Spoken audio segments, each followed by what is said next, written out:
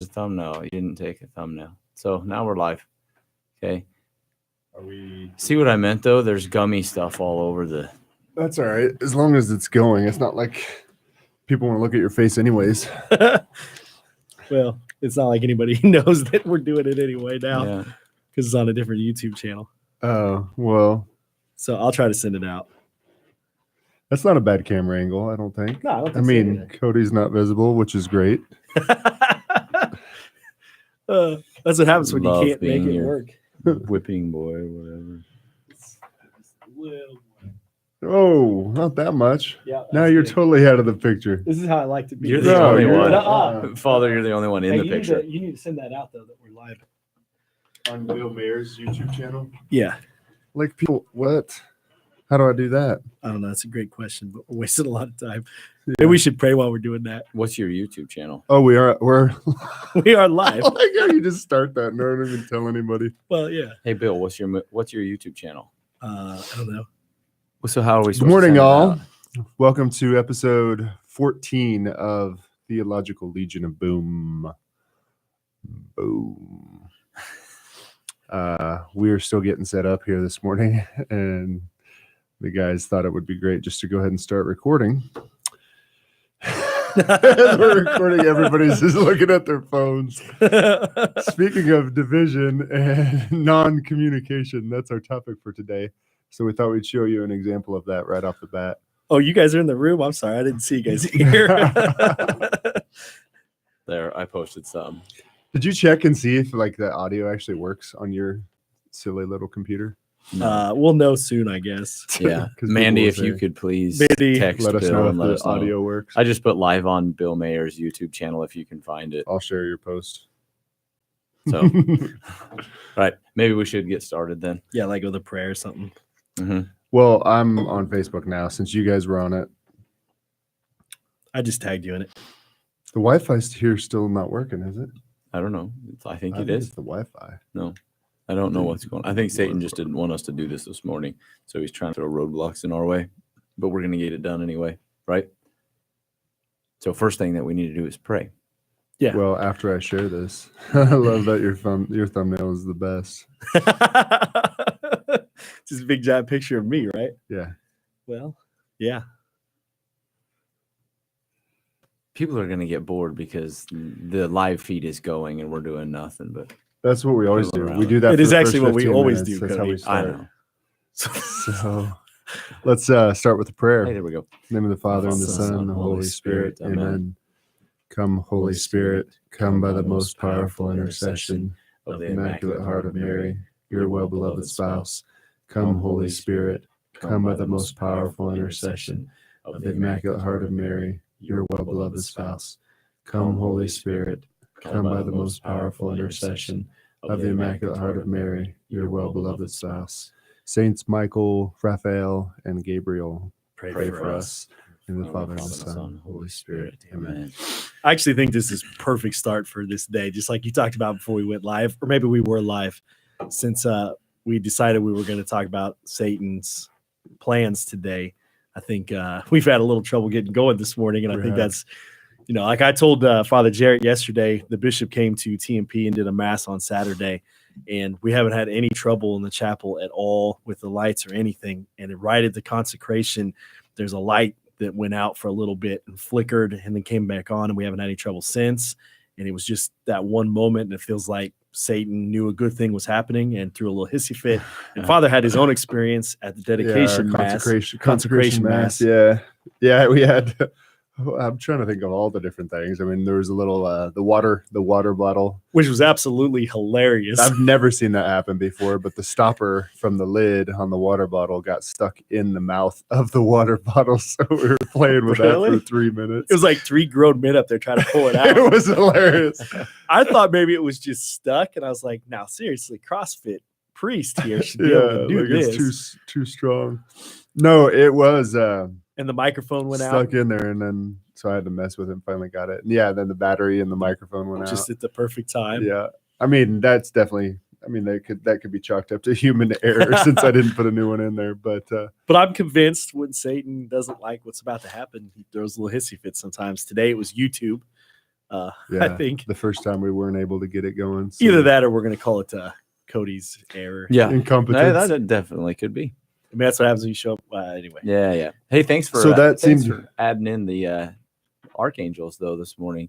It's actually my second son's birthday this morning, and his middle name is Michael. Ooh, my Yeah. middle name. My middle name. Born on Michael. the feast of. Is it really? Yeah. Fantastic. Yeah. Maybe we'll get another priest out of Ma- that. Matthew Michael. Matthias is a derivative of Matthew. Matthew. Huh. That's Yep. true. Wow. Matthias Michael. That's your second son. Mm-hmm. That's cool. Yeah. Cool. So does the feast of your guardian angel? That's Move to October Monday? 2nd. Oh, it's okay. October 2nd or 1st. First. Yeah. Wait, Okay. which one is it? Second or first? I think it's Forget. first. I don't know. No, St. Therese is the first. Okay. I think. Someone will correct us. Don't worry. That's right. We'll start getting texts here in a minute from all our people watching. I'm going to go with St. Therese is October 1st and the Guardian Angels is October 2nd. But I was wrong before one time. So there's a chance One time. chance I could be wrong again. Yeah. So Okay. So does anybody got a boombayah today? Yeah. What's- If you really want to hear it, What's your boombayah? Bill's gonna hold I on, don't let me know, get comfortable. maybe hate this. I don't know. So I can sleep. Mandy says she can hear it works. Oh, Okay. fantastic. All right. Explain Just what it is. just a reminder. So our podcast name is Legion of Boom, Theological Legion of Boom. So And so bring your best, Satan. we were talking about sharing, God's blessings and having a sharing of something this week. Just a reminder for those who didn't know what a Kumbaya. And Bill said, "Oh, that sounds great. Why don't we just sing Kumbaya?" And I said, "Hey, perfect name for our little faith sharing thing. Boom, Thank you for claiming that Theological title as your Legion idea. of Kumbaya. It is my idea. I know. We're happy to let you have it. That is for sure. All right. So, Cody, what's your boombayah? All right. Yesterday it was Hang on. I got to get comfortable. approximately 50 degrees out. I don't know, something like that. With the wind chill, it ended up being 44, maybe a little bit below. And some people would probably walk outside and go, "Oh, I'm going right back inside." But as we were running cross country yesterday, we had a 3-part run. And when we got finished with it, I was waiting at the street corner and looking down the street, waiting for all the other runners to come in. And it was just that moment of one of those moments of just peace. And even though the wind was blowing, it was probably 20, 25 mile an hour. It wasn't just a soft wind. But as the wind's blowing and it was a little bit of a chill, it was one of those moments where I don't understand how anybody can be an atheist, because I just took a deep breath in and you get that. It was that, kind of that first sense of fall with that nice, fresh, clean air and just that wonderful breath, and just gave me a little bit of that sense of euphoria. And I was sitting there just thinking, what a beautiful moment. Maybe that was a good little for me. Exercising of the gift of wonder and awe. Mhm. That's right. We prayed for that increase in mass on Wednesday, Did you really? Yeah. The seven. Well, you did seven too. It gifts was of in the the Holy Spirit. petitions. Oh, yeah. Each week I rotate in Yep. a new Yep. gift Oh, of the- really? Yeah. That's cool. So Fantastic. that's an okay way to go. kumbaya. I mean boombaya. Sorry, I was just waking up. Better than a boomerang. A boomerang. Hey, at least I didn't say it wrong this week. Yeah, I'm impressed. Way to go, Bill. All right. So the topic of today is distractions, one of Satan's great weapons, maybe one of his greatest weapons. A lot of reasons why this comes to mind this week. I think if you've paid attention to any sort of political thing, you've seen major divide within our country this week. If you look in just, it seems like everything, families, teams, groups, businesses, everybody's dealing with division. So we just want to talk a little bit about, Satan's great weapon, which would be division. Yeah, the even the very basic name of Satan, one of the titles that we give to Satan or names is Diablo, which is actually the Spanish. So rooted, I think it's Greek, diabolein, which actually simply means division, to divide. And so one of the roots of his very name is to divide. And so if we look at his number one sort of goal, the number one way of attacking humanity, it is to divide, because divided, I mean, that's divide and conquer is the phrase, basically. A divided community, a divided country, a divided family is so much easier to take down. And so, I mean, that's where we see, and I mean, there's all kinds of different areas where we talk about, from politics to families to, Well, you even already made war. reference I to mean, that. if you read The Art of War, Sun Tzu says the best way to do it is to get them split up and to beat them that direction. Have you read that? Who did whole you say? A book? little bit, yeah. I'm a basketball coach. I've read a little Art of War. Huh. But anyway, that's one. I mean, thousands of years You ago. actually opened that book Yeah. and read from it. Yeah, So what's It the was- book? I've not read it. The Art of War. You've never heard of Okay. The Art of War? He's And- kind of a it's- peace-loving, boombayah kind of guy. So, I mean, it doesn't surprise me. Cross country is not a lot about like divide and conquer. Which is Uh, why you see such awesome kids running cross country. Well, that They're might just be good true. kids. I'm gonna tell the basketball guys you said that. That's but, an interesting theory. I never said anything bad. But, I mean, See, you look the at any- division Bill's trying to create. But if you here. look at any war, Father Robert Barron has a great example. He talks about, and I don't know what they're called because I'm not one of those guys that watches it very often, but the Lord of the Rings, there's those ugly, monster-ish. The ring wraiths, yeah. No, Which not ones? those. The orgs or something. orcs. Orcs. Yeah. And he says you never have to worry about them because if you leave them long enough, they start fighting each other. Uh, And, so he just kind of talks about how, if you can cause that division. So war has always been about, let's try to get them divided and separated, and then we can defeat them. But if they remain together, it's really tough. yeah. And any war that you look through, World War I, World War II, you can see places where that strategy worked. And, Well, and that's what you look at any relationship that is important, that the first way that Satan is going to try to nail it or break it is that division. And so even just a personal relationship with Christ, the number one way that he gets us to fall and to fail is to keep us from connection to Christ, basically. So to divide us from him, which is prayer. So, I mean, that's the number one. I mean, you hear that again and again and again, that if you're not praying, those are the moments where you're going to be kind of open to temptation, you're going to fall and that kind of thing. So that's the first way that we fail there. And then obviously in any dating relationship or marriage relationship, it's the number one thing is communication.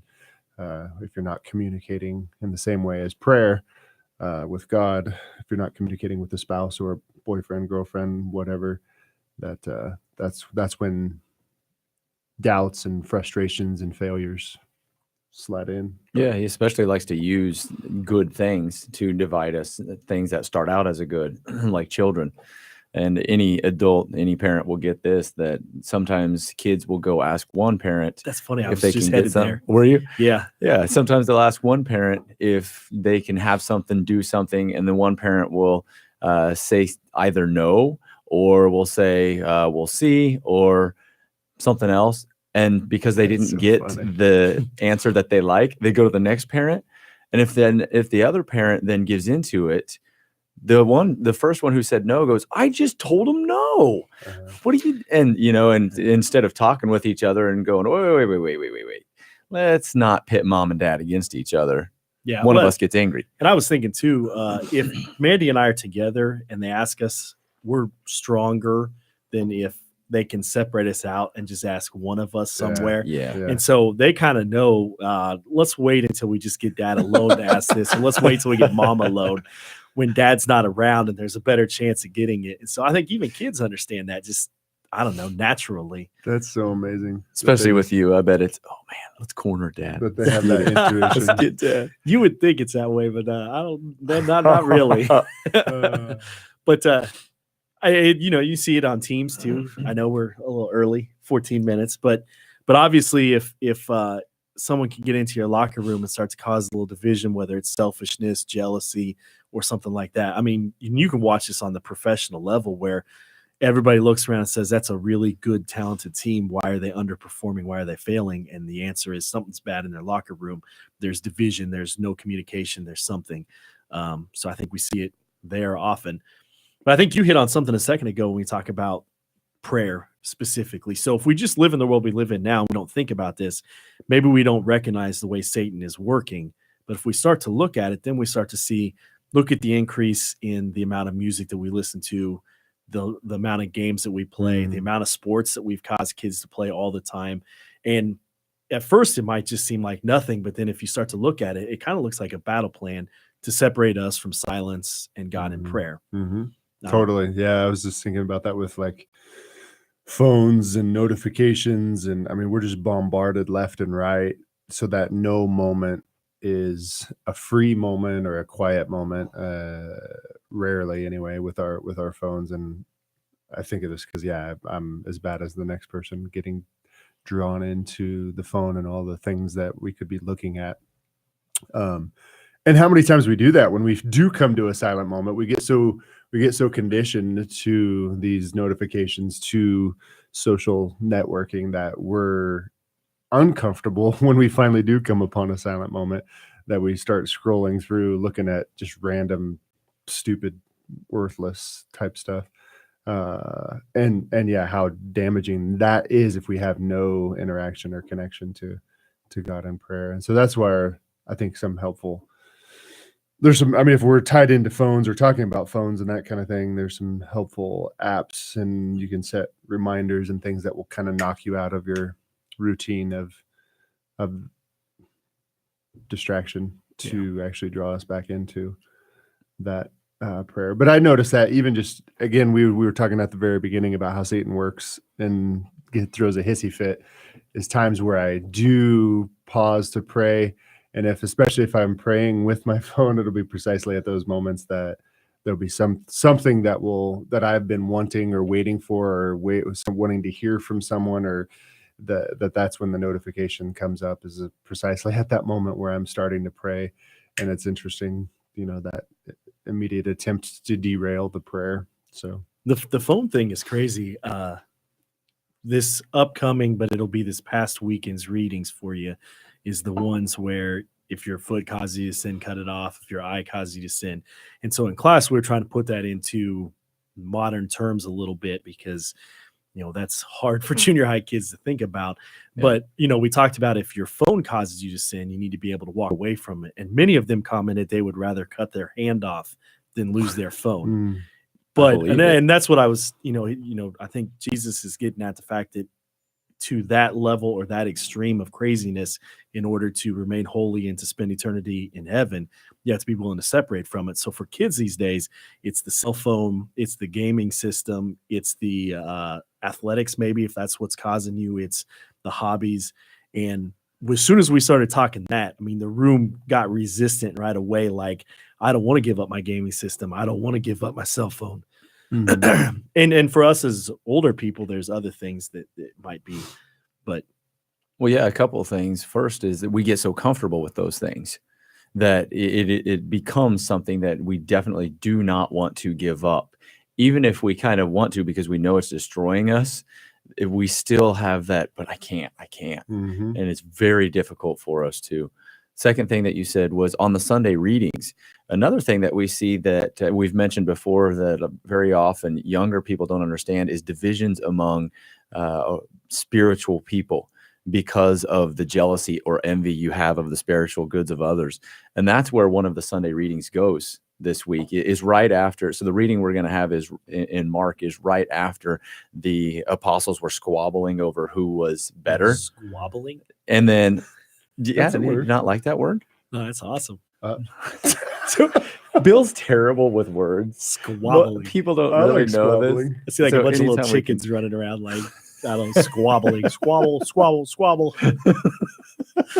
Okay, keep going. I don't know if I can after that. So the reading then that we have is there are some people who got a spiritual gift, and they want to stop them from using that spiritual gift. Basically, because they're not within the extra people who got the spiritual gift to drive out demons are not within their little group. And so we can see jealousy and envy taking over. You even see sometimes when you get involved in parish life that sometimes if you're on a parish council or something like that, you might even see within that parish, oh, well, we do it this way, but over across town, they don't do it that way. And so. Well, yeah. And I think same way on a team, so a parish is a team in some sorts, but even on teams, sometimes, we should just be excited if anybody makes progress or scores.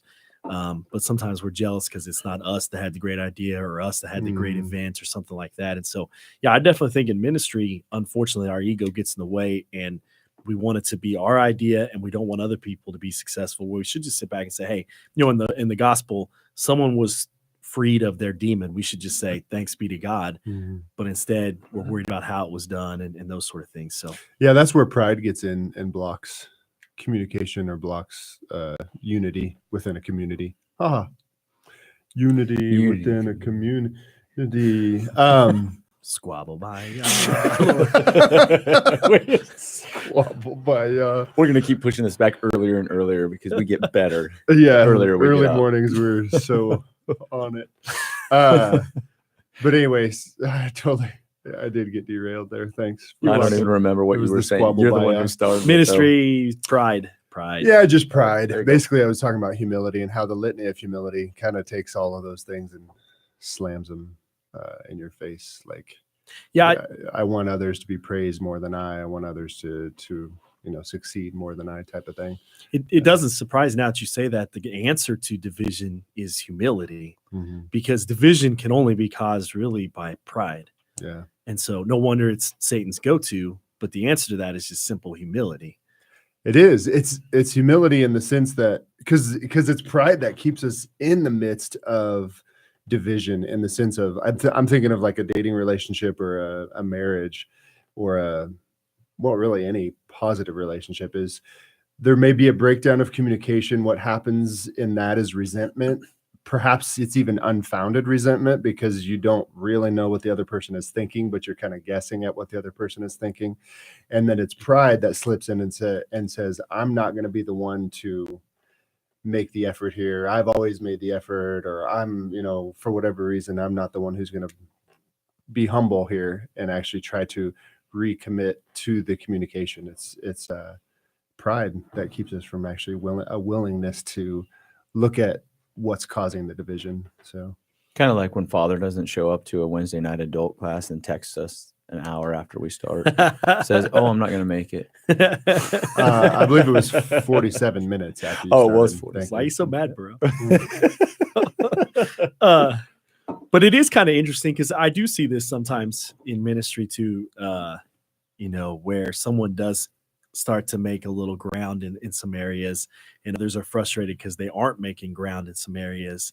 And instead of just being excited that the entirety of the body of Christ got stronger because someone made progress, they're upset because it's not them and jealous or something else too. So, I mean, it's just interesting how that happens in ministry in particular. Because we resent the successes of others, and then we also sometimes glory in the failures of others at times. Look at that. They had an event and no one showed up. Exactly. And in a Christian community, we should all be pained when something like that happens. Exactly. And yet, unfortunately, it doesn't happen that way. And it's, Satan is incredibly good, the master of strategy in some of these areas, and push, pull, tug, whatever, it's amazing how he gets us on some of that stuff.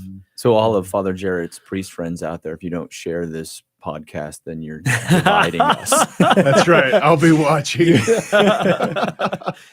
You're giving in to Satan. Tally. And that's the other thing too with pride sometimes is we think that we have the way to go change the entire world. And so we go out on our own and we go say, this is the one method that's going to do it. And instead of allowing others and I don't know, I was going somewhere with that, but I think the reason why I actually go with my way. That's what I'm saying. Like, this is the way to do it. Everybody should do it this way. Go with my way. And I'll only listen to my way. It's pride in there. Yeah. I was going to say the reason that I brought that up is because we have talked about this before, Bill and Father and I, that sometimes we, even in things like this, a podcast, or if another priest has a great homily and it's posted, sometimes we listen to it, and even if it's a wonderful piece of information, for some reason we don't share it. For some reason we don't, because sometimes maybe we do get that in our mind that, oh, that should have been me that put that homily out there. Yeah, pride. So, yep. It's crazy. So I want to go back to the prayer thing though a little bit with the division within, trying to separate us from God. Sin does it as well, so that once you've been sinful and you don't really want to go talk to God. That's kind of like marriage relationship. Like if you do something dumb in a marriage, you don't really want to go see your wife. That's all there is to it. That's the last person you want to run into. Like if you got so angry and you said some things you shouldn't have said, and she's in the other room, you really don't want to go into that room, because then you got to like confront your mistakes or those sort of things. And I think that prayer is the same way. The problem is humans interacting with humans. Like she could be upset with you still, but God is always just ready for you to come back to him. But it's amazing how many times in prayer that shame of having sinned or the shame of something keeps us from just joining back up with him. And again, we could defeat Satan's split really easy, but we struggle with that. I don't know. You probably run into people who have that situation. Yeah, definitely other people. Everybody, lots of other people. That's what I was thinking. All these other people that I minister to that are struggling with sin and make that same face struggling to us. Like anybody out there right now, especially those people in Australia. The ones that all hate you now. That's right. Yeah, no, my mind was definitely thinking about my own life and my own personal life and my own personal struggles, and how sin so often, that's the first effect of sin, is it oftentimes will keep us from running to God in shame, because we, for whatever reason, have an immature impression of our relationship with God, and that he couldn't possibly immediately forgive us, he couldn't possibly love us or whatever, and that we've failed. And I think there's a grip. I mean, that's gripping a lot of young people, well, young and old, especially within the and this is totally taking it in a little bit of a different direction, but specifically the sin that is plaguing men today, and young men and old men, is lust and pornography and masturbation and all of that, and how quickly that causes shame in a person, because that's so united to who we are as human beings. And then that shame so quickly separates and gets in there and keeps us from returning to making a return to God and trying again. And it leads us into a sense of, well, I'm fallen. It's a grave sin. It's mortal sin. My relationship with God is destroyed. So therefore, why try? And it sort of just leads us into a place of despair. And so it's speaking of Satan's grip, specifically on men. And I know it can be a female problem as well. Also, that's though, one area for sure. With marriages. So I think I think you're perfectly on topic. Well, thank you. Not to puff you up too much with pride there. Hey, enough squabbling. But that's not squabbling. You need to look the definition. I'm just waiting to find some squabbling so they can use that word. I know what squabbling is. It used to be used in, like, I don't know, the 1800s to talk about blah, blah, blah. Anyway, keep going. I have old speech. So it was a great thing that you said, because in our marriages, what we get caught up in today, when you look at the divorce rate, 45-50% of people out there are getting a divorce. And that's the same thing that causes it, is when we've done something wrong. And even when we know that we've done something wrong, as Bill was saying, we don't like to go confront that and say, I'm sorry. We like to make excuses as to why it was their fault. And then as soon as we make that excuse that it's their fault, then we're going to put that wedge in between us and them, until it drives us apart. It's funny. You said a word that stuck out to me. You said immaturity. And I think that's exactly what that is. Like little kids are used to this. Like if they break something, they hide and they don't want to come out. Or if they said something they shouldn't, like my daughter's a perfect example. Like until you go find her and give her a hug and you start it, she will not come find you because she's ashamed and those sort of things. It's really immaturity of us that when we know we did something wrong, not to go talk to the person that we did something wrong with. And if that's our spouse or if that's God, it's still immaturity. And the other part of it too is the longer we avoid that conversation, the harder the conversation is, and the more that Satan gets to wreak havoc in our marriage and in our life. And so a lot of times the marriages that fall apart, it's that immaturity of not going and talking about those things And after time builds up, it's actually easier just to let the thing go than to actually fight back to get it good. Same with our relationship with God. I think there's a lot of people, it's been so long and I'm just going to quit trying. I don't know. You tell me. It's interesting. The images that are going through my mind as you were talking there are just like some of the biblical images of the vine and the branches, or the body and its members and its parts, and how the same thing happens with those. And it's sort of the same topic that we've been discussing. But if a branch gets separated from the vine, it doesn't immediately die, but it slowly but surely gets harder and harder to provide the nutrients for the flow of whatever life into it. And so until finally, after a period of time, it slowly is completely dead and separate. And that's the same thing that happens in that relationship thing. That's the same thing that happens in our life with God, as you were talking with marriage, is slowly but surely, if it's unaddressed, you get harder. You get that hardness of heart just grows and grows slowly but surely until it's that much more difficult. That's why it's so much more difficult to go to confession after 10 years than it is after a couple of weeks, is because that hardness and of heart and the sense of the decay is so much worse. Or the dentist too. That's another good image. That's actually really true. Yeah. Like, you got shame, like, oh man, I haven't been in a long time. He's going to lecture on me not being there in a long time. I'll just put it off for longer, which makes no sense at all. But I was thinking, in marriages, we have an idea that a lot of things break down in marriage, but it really is the number one reason is communication. And it's not that the couple can't communicate, because they did it one time very effectively and enjoyed communication. So you can't say that those two people can't communicate.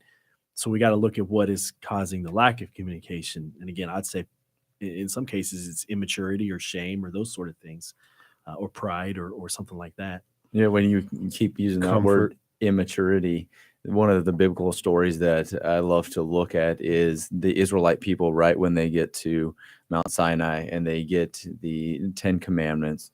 Well, actually, it's right before that. But as Moses goes up the mountain to meet with God, he's gone for a little over a month. And that's when the people make that golden calf because they get impatient. And I always laugh at what happens is Aaron goes around and collects all the gold from the people. They're telling him they want to build a golden calf, or that they want him to build them a god to worship, since Moses is gone and they're impatient waiting for him to come back. And so he goes around and tells everybody, okay, give me your gold stuff. And they give him earrings and stuff like that. And he makes this golden calf. When Moses comes back and confronts Aaron, it's such an immature response. He goes, well, I put the gold in the fire and it just came out that way. If you ever go in and read that story, and it is such a childish, immature response, like you're talking about, that when we get caught in a situation, we don't want to own up to it. And all that does, and every time I read it, I have to roll my eyes, because it's like the 3-year-old or the 5-year-old that you come in and, how'd the lamp get that way? I don't know. I just showed up and it was broken like that. And all that immaturity that we have even as adults, we see that in that story, that is kind of the human fallback, that we don't want to admit our wrongs. Again, I think if we look at the world we're in right now, we definitely can see the distraction war to separate us from prayer. The other one we can see is the attack on families. And if Satan can divide families, if Satan can cause divorce and hard feelings and all those sort of things amongst family members, then he's really making a lot of progress towards what he wants. And so if you look at what's being attacked in America, he talked about the pornography. Part of that is, one, the distraction side of it. The second side of it is trying to tear families apart through those things. Obviously, the definition of marriage, obviously, whether marriage is even valued or not, in obviously having kids within a marriage, which all those sort of things are things, contraceptives, abortions, these are all attacks on the family. There's a reason why this is the attack that he's going after. I was thinking about what is you were asking, because you said the number one thing for couples is communication, and what is it that causes the breakdown of communication? I know there's lots of reasons, lots of different things, but one that came to mind is comfort, is the sense that we become so comfortable with the relationship, with the environment, is the more comfortable I think we are, the more we tend to take things for granted. And that's where you hear couples talking about, well, what's going on is like, oh, well, we just kind of got into a routine and we no longer were making efforts in our relationship and we were no longer communicating. And in a sense, I think it's that sense of becoming comfortable to the degree where we lost a sense of gratitude for the other person. And the same exact thing happens in our relationship with God is, we lose a sense of the gratitude that we owe to the other, and the importance and significance of daily trying to break free from the attachments to the world to focus more on that relationship. Anyway, It's funny you say that, because every day in practice, we talk about communication. We talk about improving communication. We talk about the need for communication, because we as what context you're talking about, like as a team on the court? Yeah. And just as a team, we talk about it too, between coach and player, between player and player. We're always talking about communication. And so every single day, it's a focus of what we do, because we recognize how vital that is for us being a good team. And yet in our own marriages and stuff, oftentimes we let communication slip. And whether it's the comfort thing, whether it's the distraction thing, for whatever reason, we just, we talk about like all these marriages, like all of us probably have a grandparent or a great grandparent that was married for 60 years. Is a beautiful story. But a lot of those marriages were full of difficult moments. And those difficult moments cause communication, because that's the only way you survive difficult moments, is the two of you get together. Like Mandy and I talked about early in our marriage, and even still today, financial stuff, when you're worried about getting to the end of the month and you got to communicate on, you go spend this, you go spend that. Or we're worried about how are we going to get the kids all the places we need to get to. And so you sit down and you kind of strategize the week. Those moments cause good communication. Sometimes when you don't have to have that communication in order to survive, we just let it go. And so I think, sometimes we have to embrace difficulties and struggles and crosses in our lives, because it causes communication. Well, it's amazing, even what you're describing there, how much that can bond and strengthen a relationship. And it's not even, because we think that it has to be these depth of heart communications, or that I have to share my feelings or what's going on in my heart, which is good. We should do that. But even just getting together to share and strategize and be on the same team, it works wonders for a relationship, a marriage relationship. And it's been good for Mandy and I to do this religious ed thing, because we communicate back and forth, and we'll be working in the same office. And the only way to pull it off is, we all chip in and communicate back and forth, and we get done and we look at each other like, oh man, that's, like confirmation or something, like, oh man, that's crazy that pulled off and that worked or whatever. And it's almost like a win as a team, and so it's been good for our communication. We've enjoyed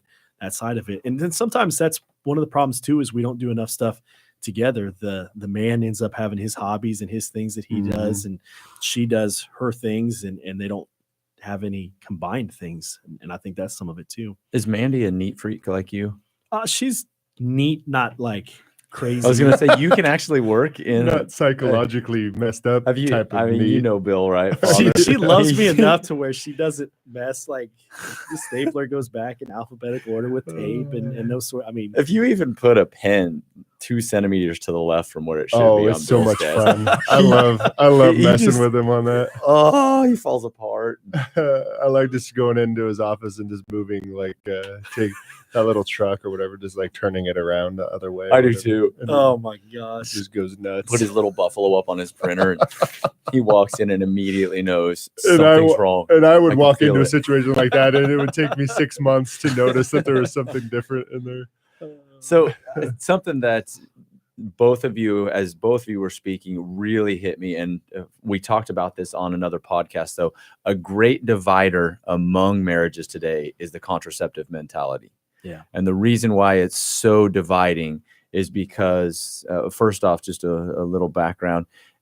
As I work with married couples now, or not married couples, but engaged couples getting ready to get married, this is one of the topics I always talk about. And I had a young man just 2 nights ago say, I can see things a whole lot differently than when I walked in here tonight. And I think this might change my mind on it, because the contraceptive mentality says that if we're going to contracept, then there's nothing. A question I ask them is, how often is that couple forced when using contraception to talk about whether we're going to have kids or not every month? And you mentioned this, Father. They're not ever forced, for lack of a better term, to have to talk about having kids every month. A couple that uses natural family planning, every single month, they are forced to say, do we think God is calling us to have another child right now? And that's a huge part of that communication, that sometimes it takes that outside force on you to make you talk within your marriage. And that's where you're going to find growth. Yeah, I think it's crazy. The statistic of those who use natural family planning, it's like 98, or I don't know, someone that does it more than me, but it's 90 something % of those marriages stick together. And the reason why is you communicate, and you have to communicate, and communication keeps you together. Yeah. And so it's not, I mean, I think the world looks at it in such a mocking manner. It's crazy how condescending it is of people who practice natural family planning. Yeah, And that yet, it's immature, that it's, I don't know. Stone age. Yeah, Stone Age. It's, yeah. yeah. I mean, And it's yet just like, everybody goes into marriage planning on that marriage lasting the whole time. And if there's a 90% plus guarantee, why wouldn't you do that? So, I look back. because it requires discipline. It requires discipline and communication and all those sort of things. I understand that's tough, but if your goal is to win, Well, our world is in such a weird place, though, because one of the other couples I was working with, we talk about finances, and we talk about joint, excuse me, about joint checking accounts, things like that, just where they're going. And one of the couples said it was so weird because we were talking to our friends, and one of our friends said, yeah, we're not going to have accounts or we're not going to have a joint account because if something goes wrong.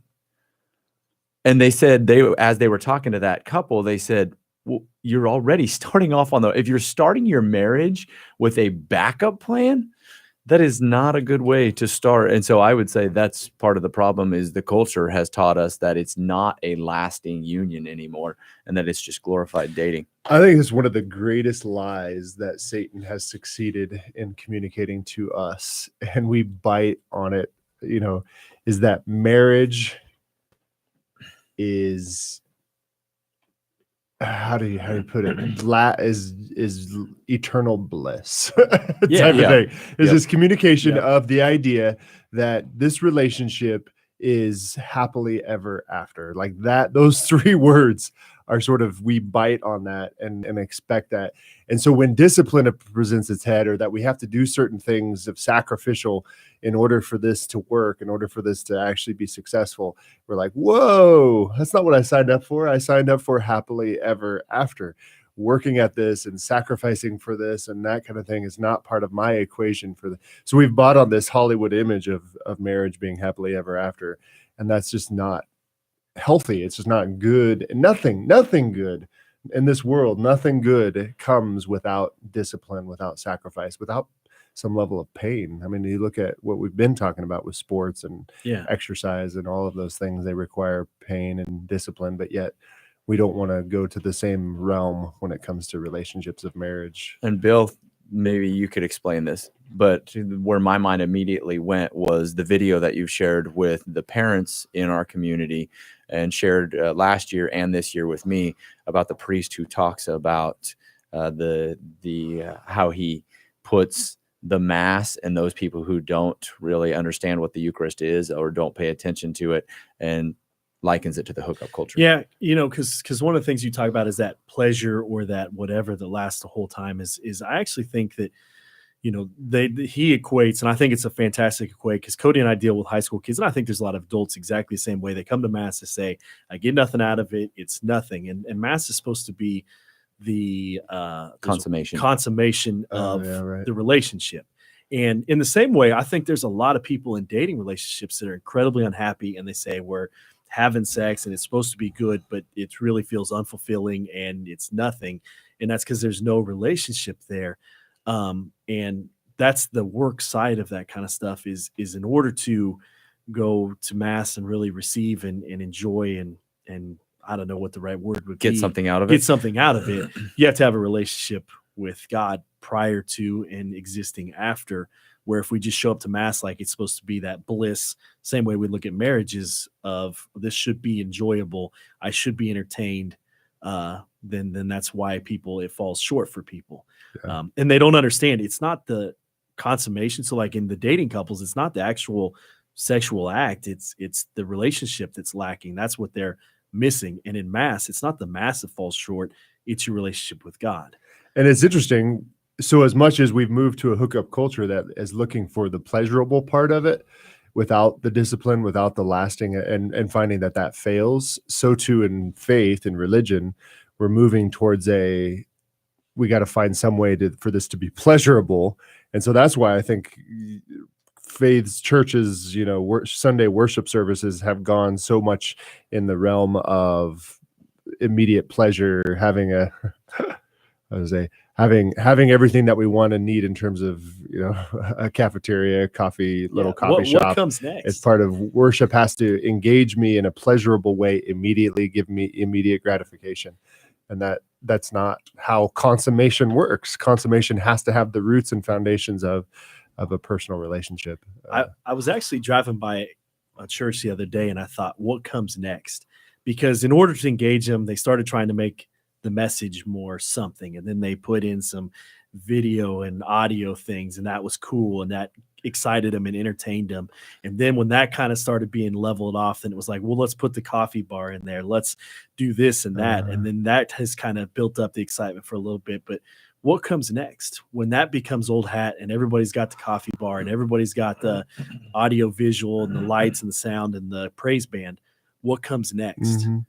And that's the same way in dating relationships. If like you got to do something new all the time in order to spice it up, eventually that runs out. And then what's there? What are you left with? So do you remember, I think we ought to challenge people to go look that video up. Do you remember what it's called, Bill? I can link it actually, because this is my page. I can link it to the bottom and I can put it. It's really, I tell everybody, it's eye-opening. It's 11 minutes. And if you will actually watch it, I think it will change the way you think about your relationship with God and mass. And his massive thing, again, it goes right back to what we've been talking about, is if you want to get something out of mass, you have to have a relationship. How do you have that relationship?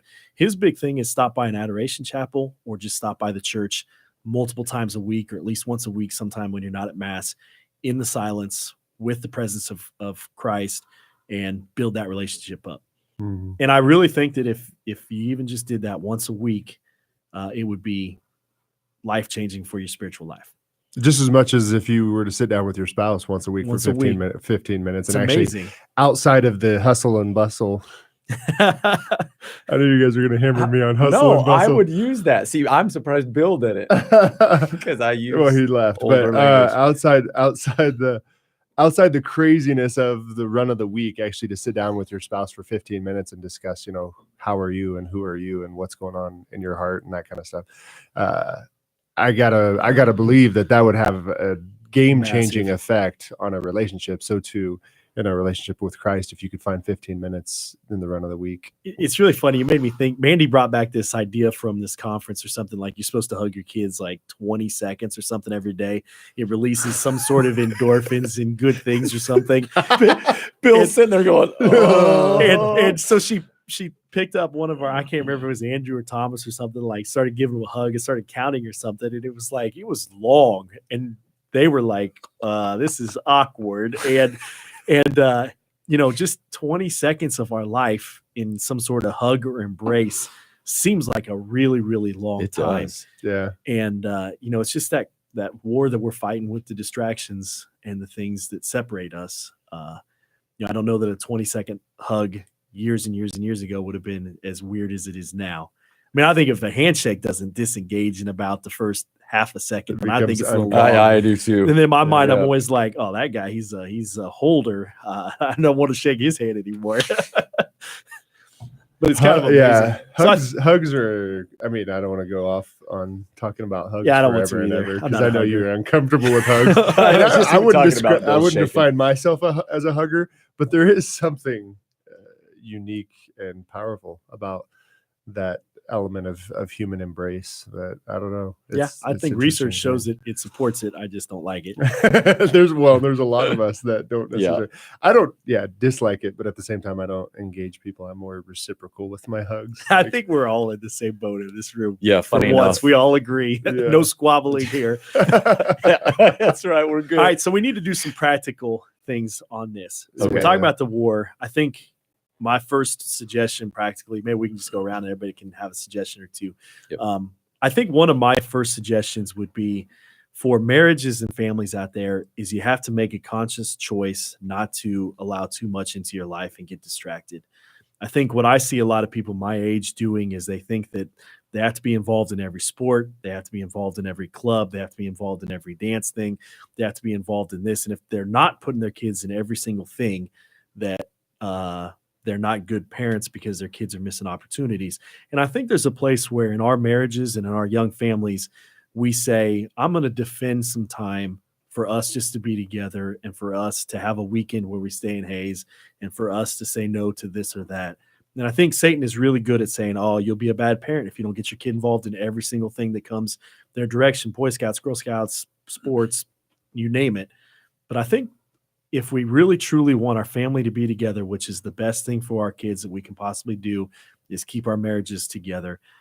There's a place where we need to defend our time and our family from that kind of distraction. So, and I would say to take that to the practical level is the phrase that came to mind as you were talking is the road to hell is paved with good intentions, which basically means, it's one thing to think, oh, that makes a lot of sense, I should do that, and have good intentions about doing something. And it's another thing to actually implement it in a practical way that's actually going to work. So what comes to mind is actually putting into your schedule the time with your spouse or the time with God. And that's the practical way. And just because I know for many people, I know for myself, if it doesn't make it into my schedule, then rarely does it happen. And so those things which are most important, those things which are most valuable, we have to actually practically put into our lives and actually give them time to be scheduled rather than just say, oh, I'll find a time to pray today, or I'll find a time to really speak with my spouse today. That if we don't focus in enough to schedule, and it may sound cheesy, to have to schedule those things, but that's the reality of the world in which we live. If they don't get scheduled, they don't often make it. I actually was at a clinic and I heard an NBA assistant coach say that it is in his calendar. He puts prayer time in there. And he said, if he looks at your calendar and you don't have it listed, then he doesn't think it's very important to you. So he actually, as one of his things, schedules that all the time. It's interesting. That is fantastic. Cody, you got a practical thing? Yeah, I would say that sometimes it can be easy for us to see the big distractions in life and the ones that are just definitely evil. But sometimes what Satan is even better at is using things that are a good to separate us. And I had a friend that was talking to me one time and said that at the end of the night, him and his wife, they sit there in bed and they're looking at, as they've both had very busy days, they're looking at their phones and they're looking at pictures of their kids, or even videos of what their kids did. But it's all just focused on what did our kids do today, which is a good thing. We're looking at our kids. We want to celebrate what they've done, but they end up never actually talking to each other. And so as they have that good, they're also finding there's also where they're not having any communication. And so I would say that even when we're reading a book, even when we're looking at pictures of our kids, which aren't bad things, we still do, just as you guys were saying, need to schedule that time, maybe at the very end of your day. And it's kind of funny because, as you guys have mentioned before, I'm new to the whole smartphone thing, but I can already see that in myself and in my wife, that we let it come into the bedroom, and that becomes a problem. We need to take the last few minutes of our day to talk to just each other. I was told the other day an incredibly, and Mandy doesn't know this is coming, although she is about to, but I was told an incredibly powerful thing you can do for your spiritual life and then also your marriage is we got in trouble because we started making our smartphones our alarm clocks. And that we're supposed to leave those in the kitchen or something and get a real alarm clock and put it in the room, because it's too tempting once you set your alarm or you snooze or you something to go ahead and look. And if it's out in the living room and you're comfortable in bed or whatever, then you're not going to go get it. And so that was like one of his great strategies was our alarm clock became our cell phone. And how many times I intend to get up and go pray a rosary or something, and I just click, unfortunately, on Twitter, and then all of a sudden I'm gone for a half hour, and then it's like, oh man, I really need to shower and get to work. And so I think that's an incredibly powerful practical advice: is put the cell phone somewhere else and put an alarm clock in your room. Well, the funny thing is, I find myself going, whoa, wait! I have to, you have to justify your use of it. And then I'm like, oh, but I need that for emergency phone calls, or, and that, I mean, that's true and that's real. But at the same time, there's still going to be a way that I could achieve that and still have it that it would actually wake me up for an emergency phone call. Because that is true. Like, I have to have it there to be able to wake me up in a situation where I would have to go.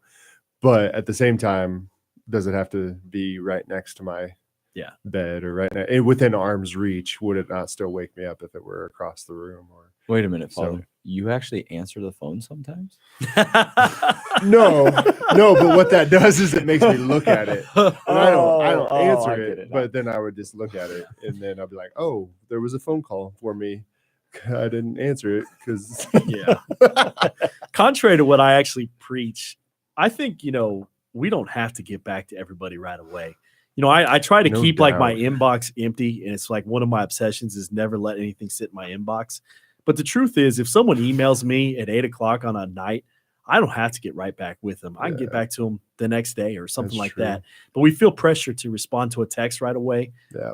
Some of us feel pressure to respond to a text right away. Yes. But Father, but I think I feel that pressure. I just ignore it. Yeah. I think that if we were all as spiritually strong as Father was at ignoring our that's right. It's spiritual strength that keeps me from responding to people's text messages. So it's funny that you say that, because I was just listening to secular radio yesterday, and they did a study on this, and people said that if somebody does not text them back within 20 minutes, they think there's something wrong. Yeah. And the secular guy was saying, if you really think that everything hinges on they haven't got back to you in 20 minutes, then maybe you need to reevaluate things. That's messed up. And this was a secular person that expects that. Think about dating relationships now. No, but seriously. Yeah, no, I agree with you. Think about dating relationships. You know how nice it was when I was in dating opportunities in high school and in college even? Like, you just could not be reached and you weren't expected to be in contact all the time. I feel bad for high school and college kids that, same thing. Like, as soon as you don't respond back in 20 minutes on a Friday night, they assume you're out with someone else or doing something you should, and it's like, that's a lot of pressure. And that's the thing that's happened is as the communication has gotten more frequent and immediate, it's become so much less powerful. And so I think about the time, even before phones, I didn't experience when this. we squabbled. I know we're out of time, but this is an interesting conversation. Yeah, so therefore is having to write a letter and expecting that it was going to be a week before it got to the person and they were reading it, and how much focus and emphasis you put on reading that letter and how much that had an impact on you, and then how much it was in your response to that letter. And nowadays, because of the fact that it's a text message, it's so fast. We're in communication with people, 100% of the time, or access to it, that it becomes so watered down that our communication has become that it just doesn't carry the weight and the power that it once did. And therefore you have to be that much more intentional, I think. Yeah. Sounds like a great topic. We could probably spend some more time on that, don't you think? Oh, probably. Yeah. Okay. So we got to wrap it up though, because Cody's looking at his clock and he's saying it's time to go, and he's got to go make breakfast and make pancakes and stuff, which is good. Crepes. Yeah, Matthias asked for crepes. Oh, nice. Father's like, oh, thanks for inviting me. So as long as my wife's not already doing it, because it took us half an hour to get going today. But we need your help. We talked a lot about the distraction stuff. Please share the link with somebody this week if you got something out of it. And maybe even if you didn't, that way maybe someone else will. Like the page, whatever you're supposed to do to help us. We'd really like to increase our communication with people, and then also comment back or text us or get a hold of us and let us know your questions, your thoughts, your criticisms, ideas for future things, questions that you have. So anyway, Father, you want to pray? Let us pray. In the name of the Father, and of the Son, and of the Holy Spirit. Amen. Let us celebrate the Feast of the Archangels by praying through the intercession of Saint Michael. the archangel, defend us in battle. Be our safeguard against the wickedness and snares of the devil. May God rebuke him, we humbly pray. And do thou, O Prince of the heavenly host, by the power of God, cast into hell Satan and all the other spirits who prowl about the world, seeking the ruin of souls. Amen. In the name of the Father, and of the Son, and of the Holy Spirit. Amen. You're going to have to stop your feet also.